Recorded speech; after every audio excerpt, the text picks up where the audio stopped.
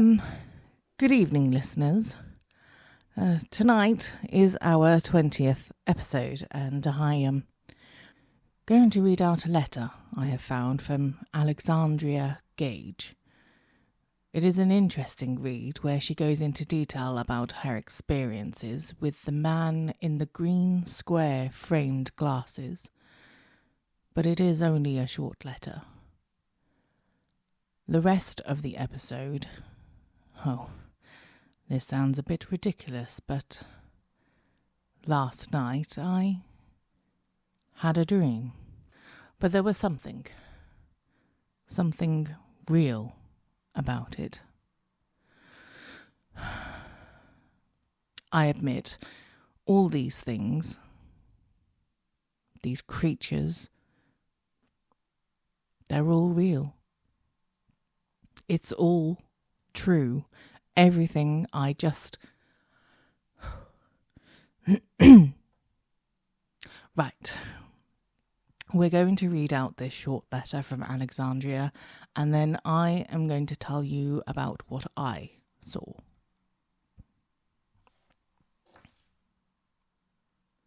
Good evening, Miss Phantom. My family have been, well, their success. We have a hobby, they would call it.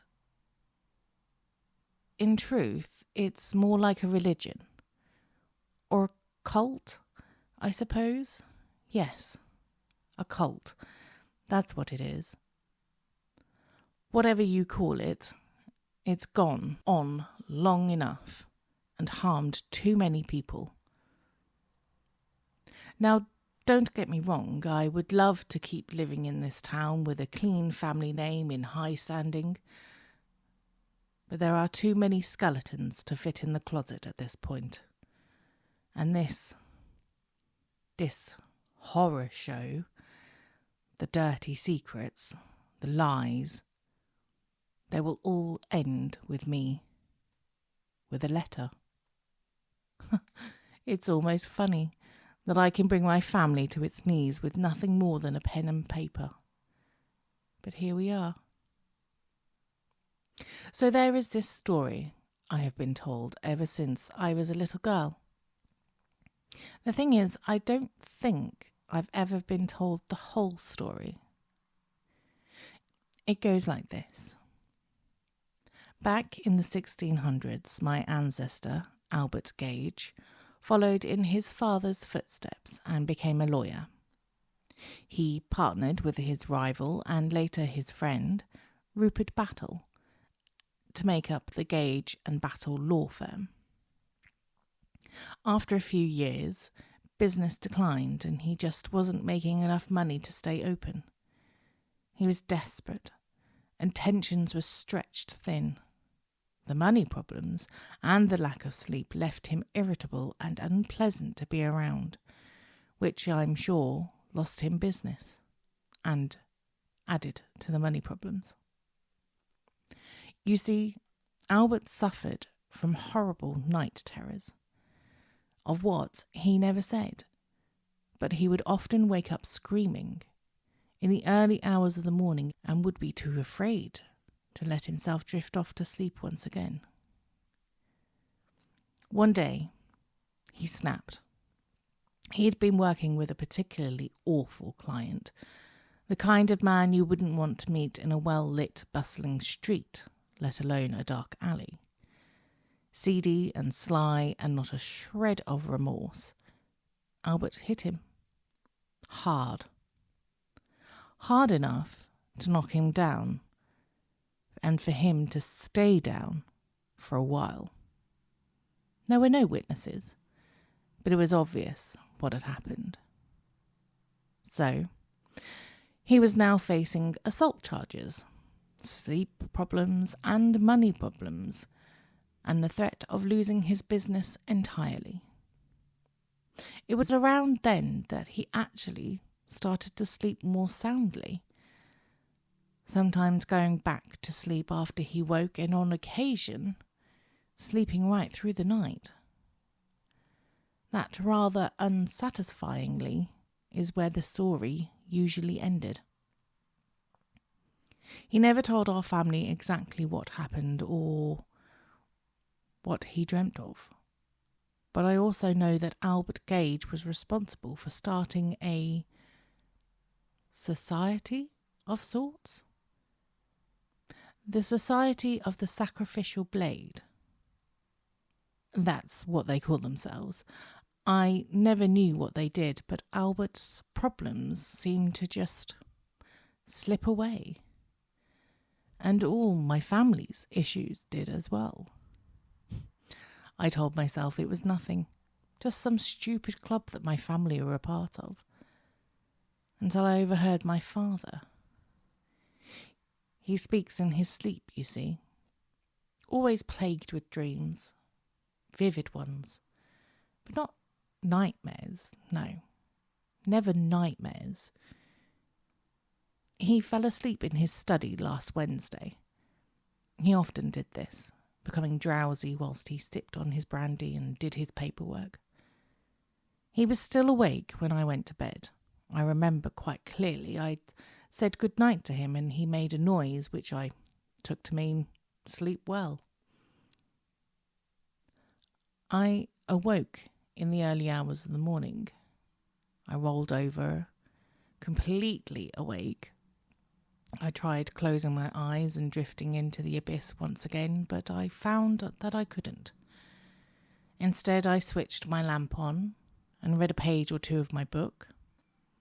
I thought the gentle imagery and the poeticism of it would just lull me back to sleep, but it was to no avail. However, I did become faintly aware of something that I hadn't noticed upon waking. A sound. A voice, perhaps. It wasn't quite loud enough for me to tell. I kicked my legs out from underneath the sheets, and I stood up. I would get myself a glass of water, I decided, and if I were to stop and listen in, well, who could resist a mystery? I couldn't be at fault for that instance. If I happened to hear what was being said, well, how could them being too loud be a comment on my nosiness?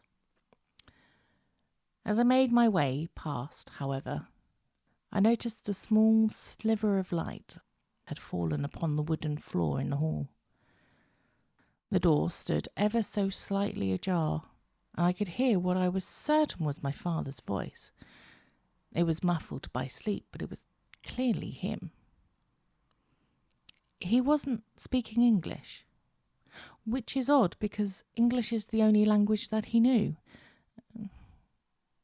Don't get me started on that. It sounded as if it might have been Latin. He muttered a word that sounded a little bit like the word promise, and then I heard him say, Lexi.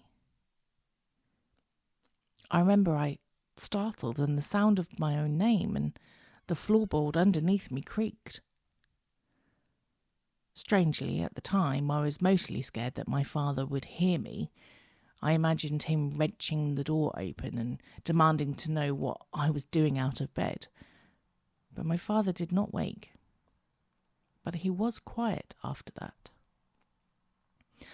I crept back to bed, but I didn't sleep. I couldn't sleep. What could he have been dreaming of? What could he have been saying? The next night I got up, convincing myself that I needed to go to the bathroom. I heard nothing as I wandered down the hall. Neither did I hear a noise on the way back. Not the rhythmic snoring, nor the mumbling of words. I nudged the door, and it squealed as it fell open. For a moment I imagined my father was standing there in the light from the lamp, asking me what exactly I was doing. But the light did not fall across my face, and nobody stood there before me. Silence had fallen, and I was determined not to be the one to shatter it. I rifled through his desk, and I found something. A small golden band of a signet ring with a pattern embossed on the flat side. It depicted a knife of some sort. And then I found a book. It was old, ragged thing, bound in worn leather with a cracked spine. Inside, the pages were covered in cursive, and I do mean covered. The header and the footer and the margins were filled in this font that I couldn't read. In some places, the writing got so small that I could barely tell there were any letters, and in some places the scrawling font took up most of the page. It was immediately clear that it had been written with different utensils, different kinds of ink and pencil annotations in some places, but it took me longer to realise that the handwriting itself changed ever so often. I continued to flip through the pages until I got to a section written in a font I recognised. It had been written by my father. This I could read. I had gotten used to his handwriting when I was young. What I read there shocked me. My own father has been having the same dreams as Albert. Only nobody in my family seemed to refer to them as dreams anymore. It talked about the monsters he saw when he closed his eyes and the terrible things he had promised them in exchange for money and power. My father mentioned the society, how they had donned a yellow cloak and led people to their death with false promises of the same power and wealth we had accumulated. Then it mentioned a man, Mr. Doe, it called him. Apparently that's the name he went by. While a subject was asleep, Mr. Doe could enter a mind and destroy the memories he found there. In the mind, he could take whatever form he wanted, but sometimes the person would remember his face, his real face, and the green squared framed glasses he wore.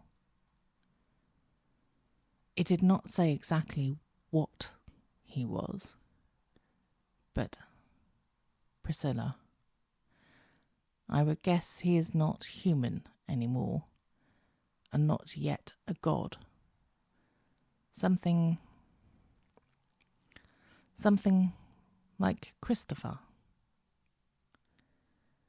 The book did say that sometimes Mr. Doe would take too much from a person's mind.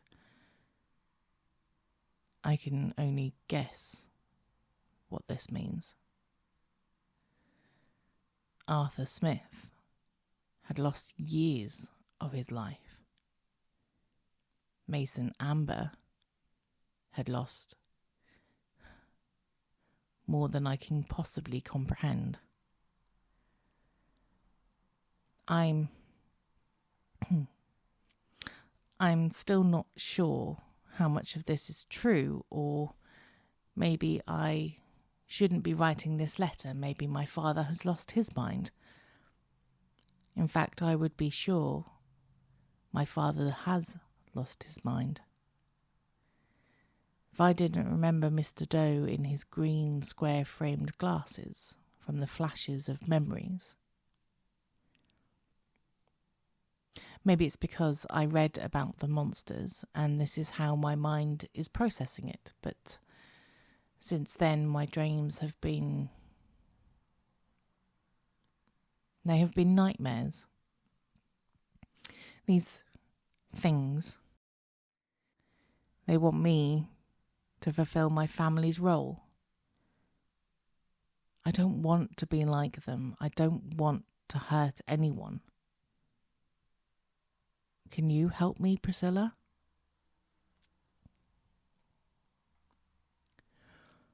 Well, I don't know what I can do to help except give you the advice Christopher gave to me. Leave this island, Alexandria. This is not a good place. In fact, I was going to leave, but I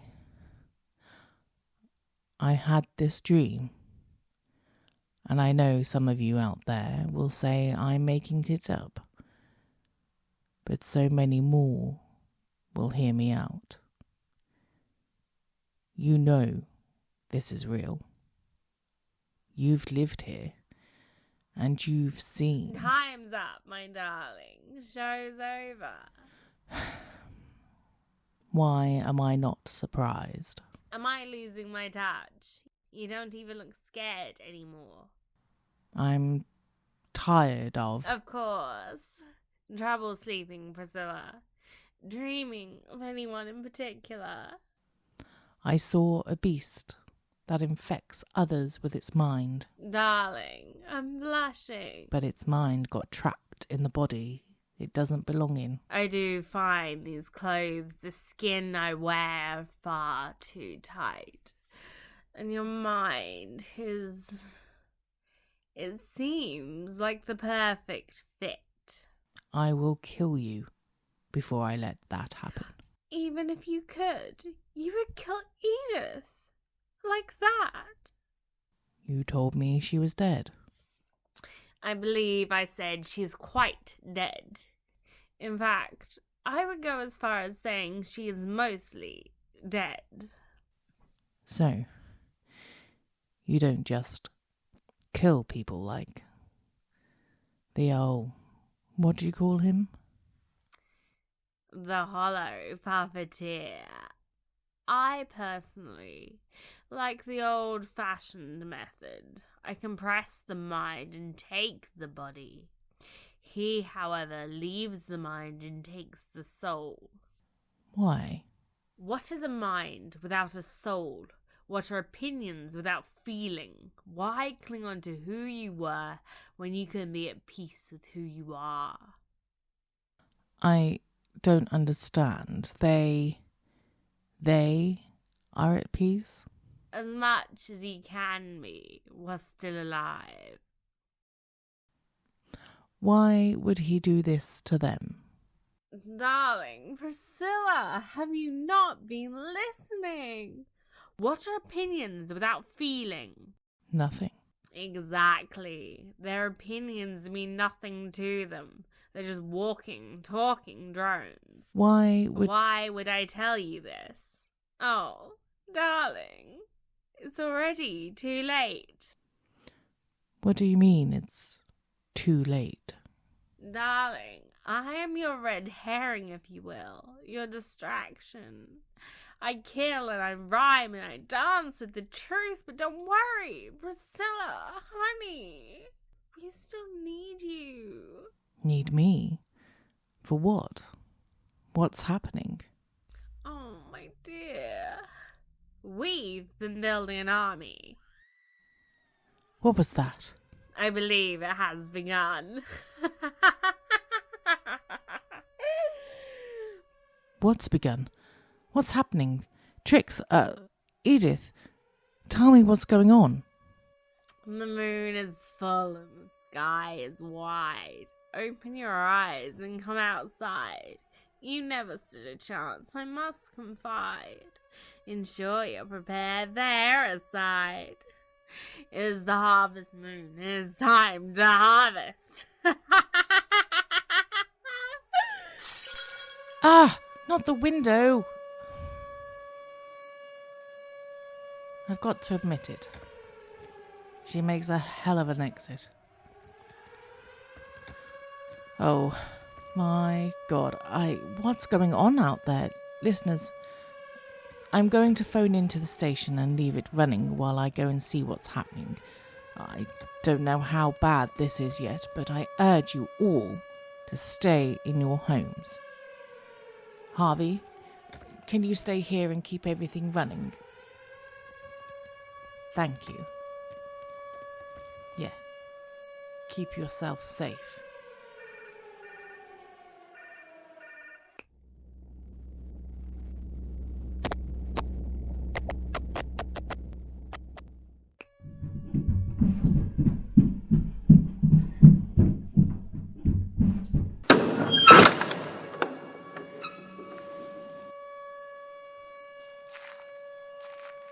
Hello, listeners. I'm so sorry. This is worse than I ever thought.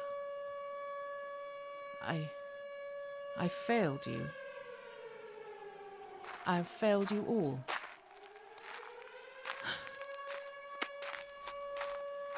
For the sake of the records and for anybody out there that has still a chance, this is what I can see.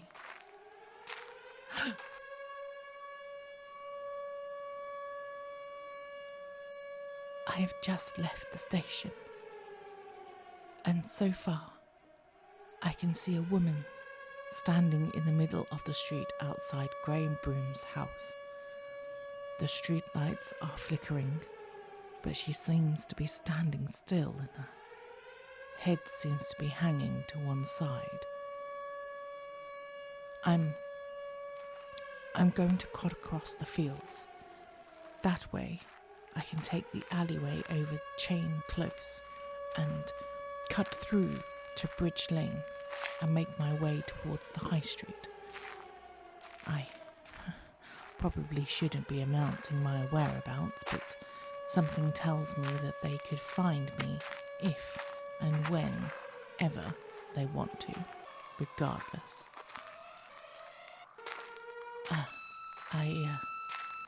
I don't think I want to get close to the lady outside Mr. Broom's, but something about the walking along the fields, especially considering the station is so close to Swinder's cottage. Looking over there, I can't see anything but trees, but I suspect they are just hiding out of sight.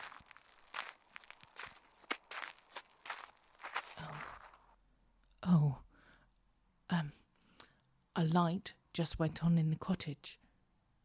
It's a yellow, shifting light. Presumably a candle. I can't see anyone. I think I'm going to walk a bit faster. Oh my God. It's coming from up ahead.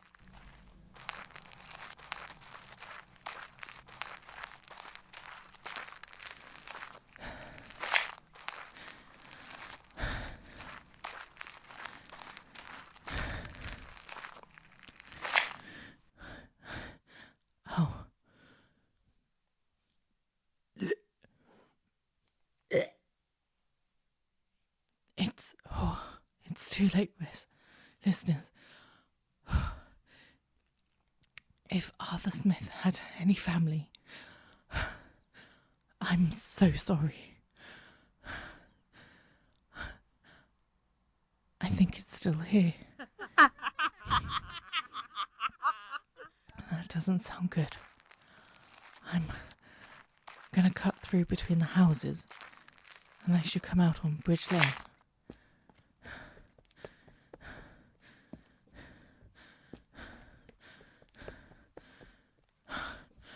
I wonder how many of her there are. Listeners, I'm now passing by a house. I'm not sure whose house this is, but their bedroom window is open and I can hear snoring. The thing is, that's strange about this is, I can see their memories. Vines are growing and twisting out of their window, and one of the branches, I see their dreams, their hopes and memories growing like fruit, but no, not growing, they're dying, withering and falling to the ground. That's what I'm walking through now, pieces of a person's mind. I know sleeping is probably out of the question for most of you right now, but if any of your loved ones are already asleep. You should probably wake them up. I've made it to Bridge Lane and...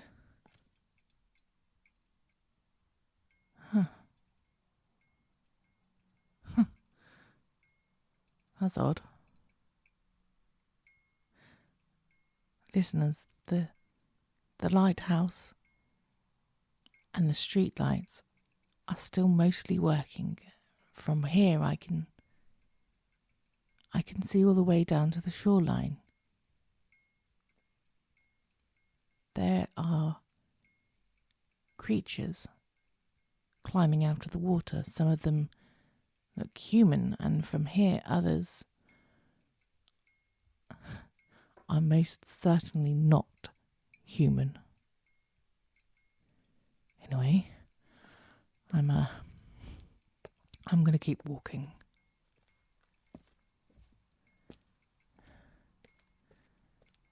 Oh, listeners, ahead of me, I can see some people. It looks like there are only 3 of them.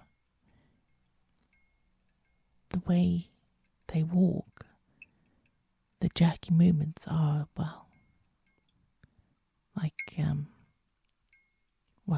like a puppet.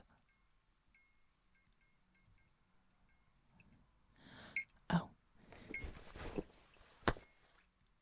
You can't see me here, but Oh.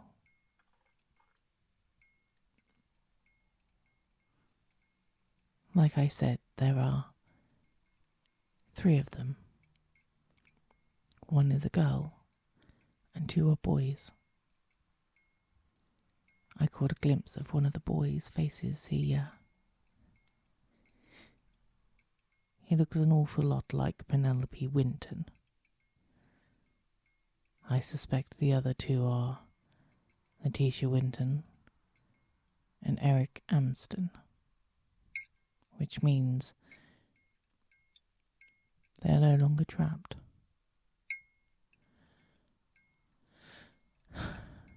I am so sorry, Penelope. I don't think there's anything else either of us could do.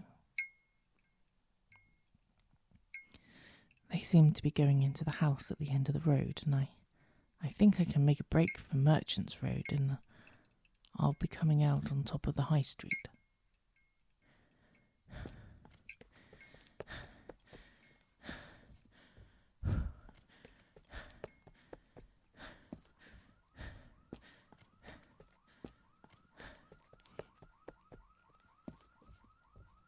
Oh God. Oh. This is bad. This is very bad. There are so many of them. I can see their faces. Patrick Underwood. His face looks swollen and bloated, and he's not alive. Neither is Mason Amber. He looks like he's sleepwalking, but his eyes are blank. And Guy Swindler? I've seen a photo of him in the local history museum. His body is rotten and his limbs hang limp from his torso, but he still moves. There are hundreds of them. How long has this been going on? How long have they been building an army? For quite some time. Glad you like it. Oh, good. Just what we need right now. Another killer. You don't like my redecorating? Oh, still recording, I see. A journalist, just like your poor mother. Remind me, what happened to her? Or your father, the detective, who was taken from everything he knew and driven insane? Who uses the faces of your friends, your acquaintances, your relatives to manipulate your mind? How many times have you spoken to your own father and not known? This is my town, and these are my friends, my family. I will not let you take them, not anymore. You will not take even one more life. Join us, and we will spare them. Join you? Are you mad? Of course I am. Have you not been paying attention? Why do you need me? You can see the things others can't. You're special. You're the key. You thought that about my father and Patience. What makes me so different? If you're so sure you're not the one, give me your mind and save your friends. Why here? I beg your pardon. Minus the begging, of course. Why this island? Why did you come here? Your people invited us, once heralding us as the gods we are, but you forgot about us. And for that, we'll make you pay. But we survived. You need us. You personally, yes. The humans themselves, no. No, we don't need you. How old are you? How many billions of years have you existed? And you never learned to lie. That's sad. Almost tragic. As tragic as your measly life. But that's just it, isn't it? You say you've been building an army, but that's not all, is it? Are you feeling quite alright, my dear? Darling, Priscilla, you're rambling like like me. Oh, yes, I am. You took Eric Amsden and Victor Winton because they saw something they shouldn't have, an impossible monster, and his weakness. You have the man in the green glasses to take people's memories. You drove my mother insane because she fought you, and she was winning. In doing so, you scared Penelope Winton into backing away and keeping quiet until, of course, you started murdering her children. You took Christopher and turned him into a monster because he was getting too close to something. Bartholomew Sage was killed along with the rest of the cultists. Although the cloak... This all leads back to the Gage and Battle law firm, doesn't it? This is about the society. What did Alexandria call it? The Society of the Sacrificial Blade. Priscilla, honey, you're not seeing the bigger picture. Do you need to sit down? You look exhausted, my dear. Dear. I'm thinking. The earliest record of strange happenings on this island is Patience Phantom, and that would have happened in the early 1600s, around the same time Albert Gage created the Society of the Sacrificial Blade.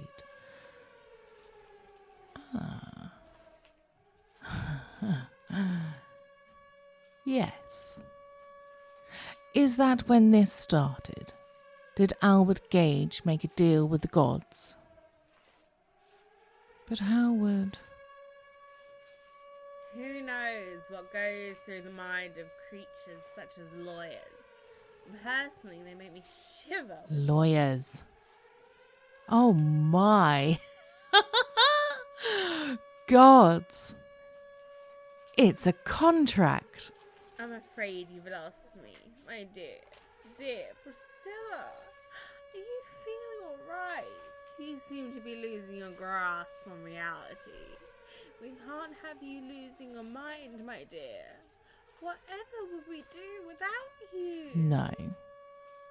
You say you need me, but you don't, do you?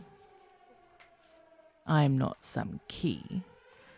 I'm an unknown variable. You don't want me. You just want to keep me out of the way. No, my dear, darling Priscilla, of course we need you. You're so... well, not important. Or particularly interesting. Oh, well, talented. But you're so... here and present and breathing. Yes, can't forget about breathing. But I suppose if you don't want to play the game anymore, your life is so fragile.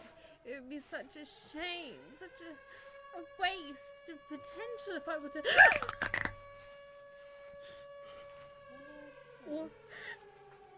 What have you done? That was fast. What's fast? What have you done? She must have already known where it was. Alexandria Gage told us all about your deal. That's how you got our world, wasn't it? I don't suppose you asked for a copy of the contract, did you? Why would we need it? If you burn a contract, it becomes void. You never left my sight, my dear. How can... Did you forget? I'm recording. The entire town can hear this.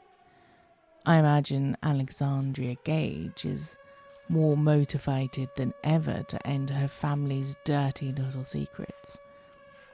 She's the only person I can think with both motive and immediate access to her father's office. But really, it could have been their cleaner or their house guest. Creating your little army there has left behind a town of grieving people. Oh my God, you can't. You can't do this to us. A contract with the gods is eternal, is binding. You made a deal with lawyers, dear. If a lawyer can be counted on for anything, it's finding a loophole. You signed a human contract. You made a deal on our terms. You no longer have any hold over this world.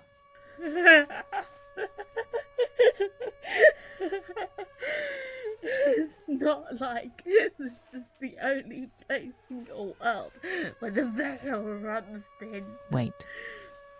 You mean... Goodbye, my dear.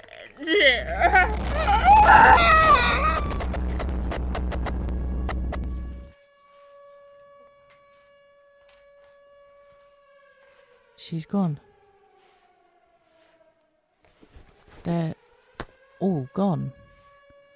The dead and the monsters and the gods. Christopher.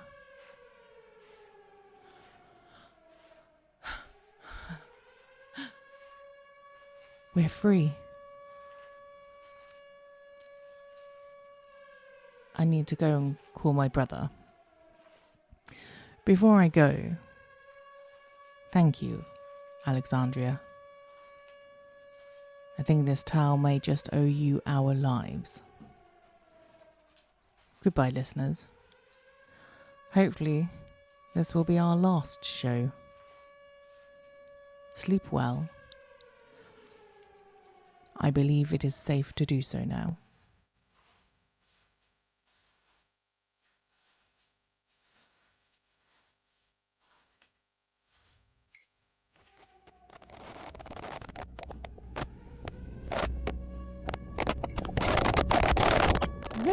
This is an emergency broadcast.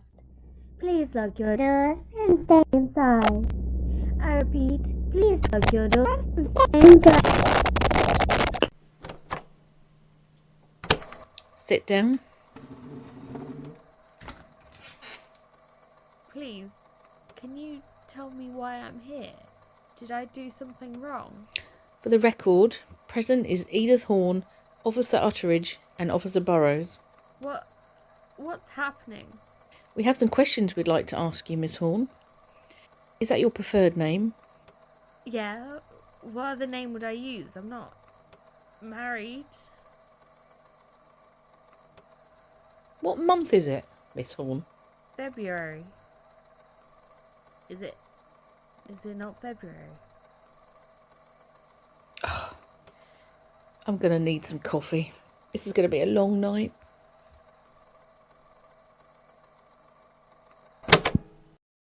Hi, this is Sasha Williams, creator of The Phantom Myth. You probably realise this, but this is our last episode. It's been fun making this, and I hope you've enjoyed it just as much as we have. Thank you to everybody involved. I couldn't have done it without you. So, here we are. There's only one thing left to say. The voice of Priscilla Phantom was Lyndsey Evans. The voice of Charlie Phantom was Matt Hill. The voice of Trix, the Demon, and Letitia Winton was myself, Sasha K Williams.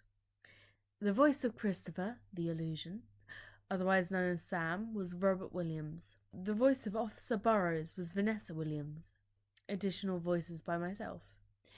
The Phantom Myth was written, edited and produced by Sasha K Williams. Thank you so much for listening to our show. If you're missing a soul, remember to check Lost and Found. As this will be the last episode, any unattended souls will be donated to underprivileged billionaires, born without basic human empathy. Have a magnificent day.